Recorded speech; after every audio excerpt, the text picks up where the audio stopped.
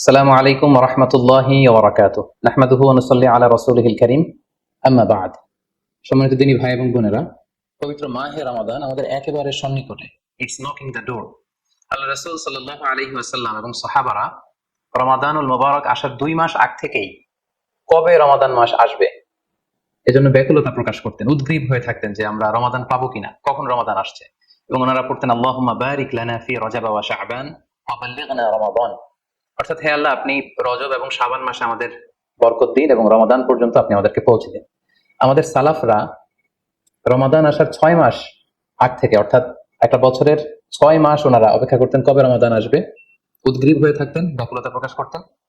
আবার রমাদান মাস চলে যাওয়ার পরে বছরের বাকি 6টি মাস এই রমাদানে ওনারা যে সমস্ত ইবাদত করেছেন সেগুলো আল্লাহ তাআলা কবুল করলো কিনা এ নিয়ে পেরেশানিতে থাকতেন। বাকি 6 মাস দোয়া করতেন যে আল্লাহ, এই রমাদানে যে সমস্ত ইবাদত আমরা করেছি এগুলোকে তুমি কবুল করে নাও। এই পবিত্র মাসে আল্লাহ তাআলা আমাদের আল্লাহ সচেতনতা বৃদ্ধির জন্য এ মাসে আমাদের জন্য সিয়ামকে তিনি ফরজ করেছেন। আল্লাহ তাআলা ইরশাদ করছেন, ইয়া আইয়ুহাল্লাযীনা আমানু কুতিবা আলাইকুমুস সিয়াম কামা কুতিবা আলাল্লাযীনা মিন ক্বাবলিকুম লাআল্লাকুম তাত্তাকুন। অর্থাৎ ওহে বিশ্বাসীরা, সিয়ামকে রমাদান মাসে তোমাদের জন্য অবধারিত করা হয়েছে, যেমনি ভাবে তোমাদের পূর্ববর্তীদের উপরও এই সিয়ামকে অবধারিত করা হয়েছিল, যাতে করে তোমরা আল্লাহ সচেতন হতে পারো।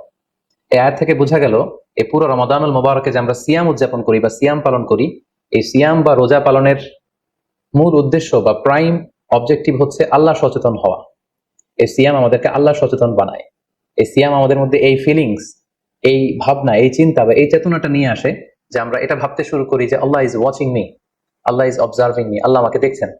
এই চিন্তাটাকে, এই সেন্সটাকে, এই ফিলিংটাকে ডেভেলপ করার জন্যই আল্লাহ তাআলা এই মাসে সিয়ামকে আমাদের উপর ফরজ করেছেন। এবং সেটাই আল্লাহ এই আয়াতের শেষাংশে বলছেন, লাআল্লাকুম তাত্তাকুন, যাতে করে তোমরা আল্লাহ সচেতন হতে পারো, যাতে করে তোমরা গড কনসিয়াস হতে পারো।